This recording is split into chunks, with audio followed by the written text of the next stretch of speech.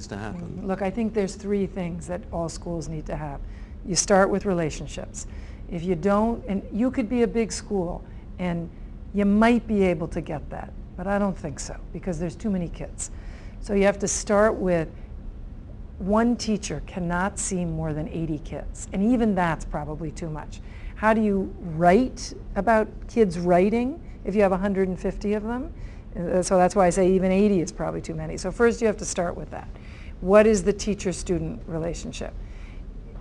How fundamental is that in the building blocks of the school?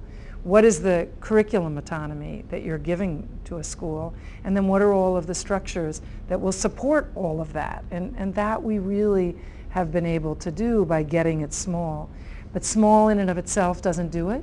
Teachers have got to be willing to think of themselves as advisors.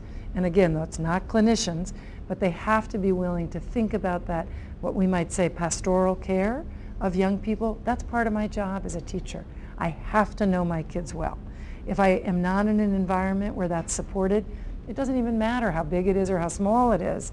If knowing my kids well doesn't matter and isn't the first thing we talk about, that's what makes this place successful. Just yesterday, I was talking with a group of not just seniors, 11th and 12th graders who are majoring in theater.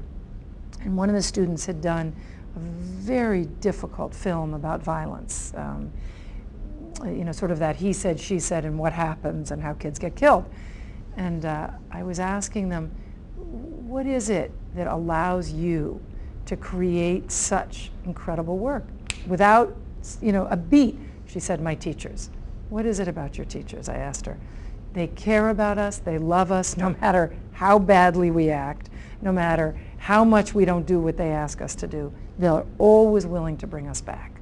And that's what I think is fundamental. And that's not about size necessarily, but it's about a whole ethos that you bring to thinking about young people.